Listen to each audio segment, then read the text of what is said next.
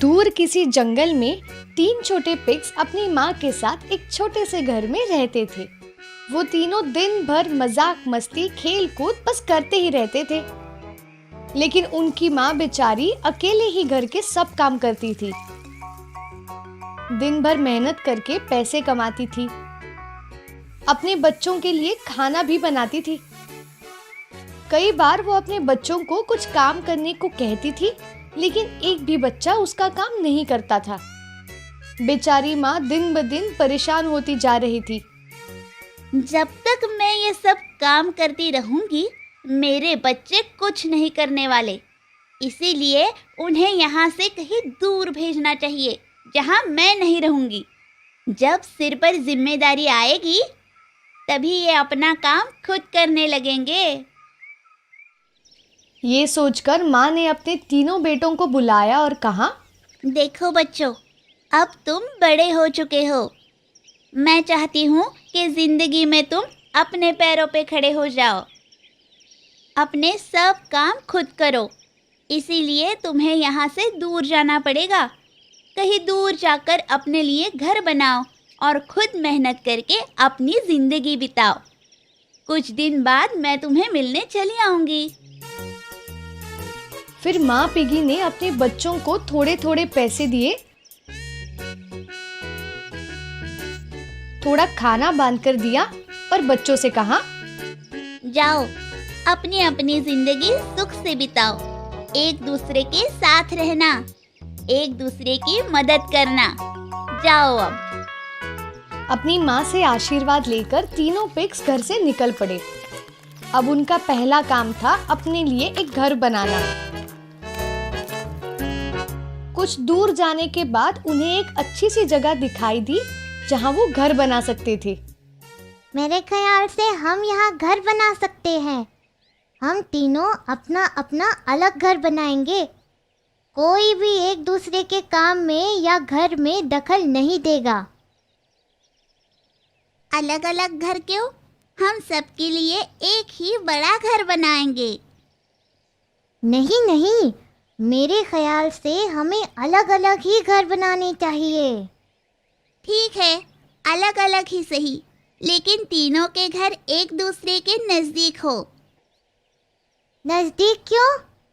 नजदीक इसलिए कि वक्त आने पर हम एक दूसरे की मदद कर सके। नहीं नहीं, मुझे ये मंजूर नहीं है। मैं तो घर दूर ही बना लूंगा। फिर तीनों ने घर बनाने का काम शुरू कर दिया। जो सबसे बड़ा पिगी था, उसे आते आते एक किसान के खेत में घास के बहुत सारे गट्ठे दिखाई दिए थे। उसने सोचा, क्यों ना उस घास के गट्ठों से मैं अपना घर बना लूं। ये बहुत आसान होगा और मेरा घर जल्दी बन जाएगा। फिर मुझे खेलने के लिए बहुत सारा वक्त भी मिलेगा। तो वो उस किसान के खेत में गया और सारा घास खरीद के ले आया। उसने उस घास से अपना घर भी बना दिया। वो घर जल्दी जल्दी पूरा भी हो गया। उससे छोटा जो पिगी था, उसने सोचा कि क्यों ना मैं अपना घर लकड़ी से बनाऊं। इसलिए उसने एक लकड़हारे से बहुत सारी लकड़ियां खरीदी और उससे अपना घर बनाने लगा। उसका घर 2-3 दिन में बनकर तैयार हो गया। लेकिन सबसे छोटा जो पिगी था, उसने सोचा कि मैं एक पक्का घर बनाऊंगा। तो उसने बाजार जाकर ईंट, सीमेंट और पत्थर खरीदे और उससे वो पक्का घर बनाने लगा। कुछ दिनों के बाद सबसे छोटे पिगी का घर तैयार हो गया। जब सबसे छोटा पिगी घर बना रहा था, तो बाकी दोनों ने उसका बहुत मजाक उड़ाया। वो बेचारा दिन भर काम करता और बाकी दोनों खेल कूद करते। लेकिन कुछ दिनों बाद एक खूंखार भेड़िया उनके घर के पास आया। तीनों पिग्स अपने घर के बाहर खेल रहे थे। उन हट्टे कट्टे पिग्स को देखकर भेड़िए के मुंह में तो पानी आ गया। उसने सोचा, अरे वाह, ये पिग्स तो बहुत हट्टे कट्टे हैं। लगता है मेरी 7-8 दिन की भूख मिट जाएगी। उस भेड़िए को देखकर तीनों पिग्स अपने अपने घर में जाकर छुप गए। उसने देखा कि 3 घरों में से तो एक घर घास का बना हुआ था, आसानी से टूट भी सकता था। वो उस घर के पास आया और उसने एक ही धक्के से वो घर गिरा दिया। अंदर जो पिगी छुपा हुआ था वो जल्दी से भागकर अपने भाई के घर में जाकर छुप गया। तो भेड़िया गुस्से से चिल्लाया, अरे भागते कहाँ हो? मैं तो तुम्हें पकड़ ही लूंगा। चाहे तुम कहीं भी छुप जाओ, मैं तुम्हें खाऊंगा ही। फिर भेड़िए ने दूसरे पिग के घर की तरफ अपना रुख कर लिया।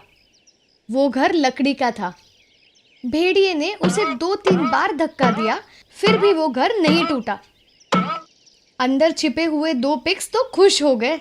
बहुत देर कोई आवाज नहीं आई तो उन्होंने सोचा शायद भेड़िया भाग गया, लेकिन असल में तो ऐसा था नहीं।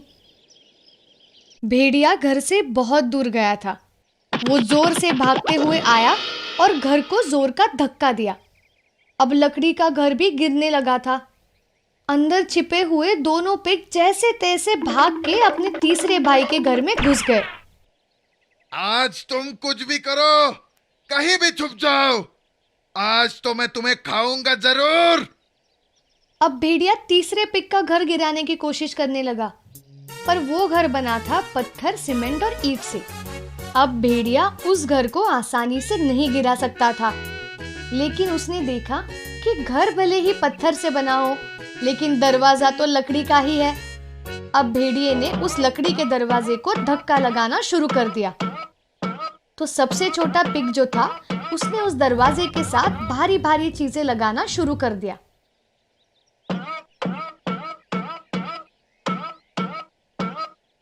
उसके घर में जो 2 पिग्स छुपे हुए थे उनको उसने आवाज दी, अरे भाइयों आओ, मेरी मदद करो, हमें इस दरवाजे को टूटने से बचाना है, आओ ना जल्दी। फिर जो 2 पिग्स छुपे हुए थे वो बाहर आए और उन्होंने छोटे पिग की मदद करना शुरू कर दिया। उन सब ने मिलकर घर की सारी भारी चीजें उस दरवाजे के साथ लगा दी और वो भेड़िया दरवाजा नहीं तोड़ सका। भेड़िया थककर बैठ गया। कुछ देर जब बाहर से कोई आवाज नहीं आई तो 2 बड़े पिग्स को लगा कि शायद भेड़िया चला गया, लेकिन सबसे छोटा पिग जो था वो था बहुत होशियार। उसने अपने बड़े भाइयों से कहा, अरे भाइयों, ये मत सोचो कि भेड़िया हार कर चला गया है। वो कुछ ना कुछ करके इस घर में घुसने की कोशिश जरूर करेगा। अब हमें ये सोचना है कि वो कहाँ से अंदर आ सकता है। बहुत सोचने के बाद छोटे पिग को समझ आया कि भेड़िया कहाँ से अंदर आ पाएगा।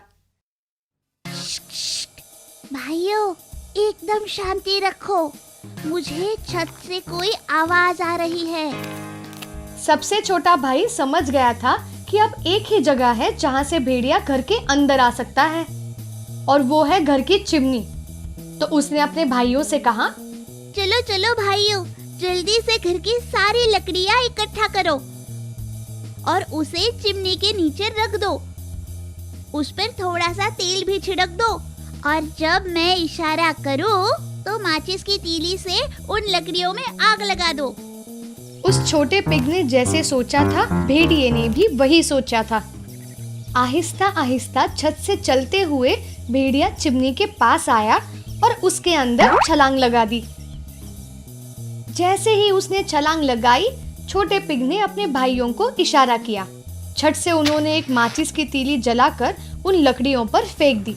लकड़ियों ने आग पकड़ ली और ऊपर से गिरता हुआ भेड़िया उन लकड़ियों पर गिर गया। उसकी पूंछ में आग लग गई तो वो तुरंत ही उस चिमनी से निकलकर वहां से भाग गया और पलटकर वहां पर फिर कभी नहीं आया। दोनों बड़े पिग्स को अपनी गलती का एहसास हो गया।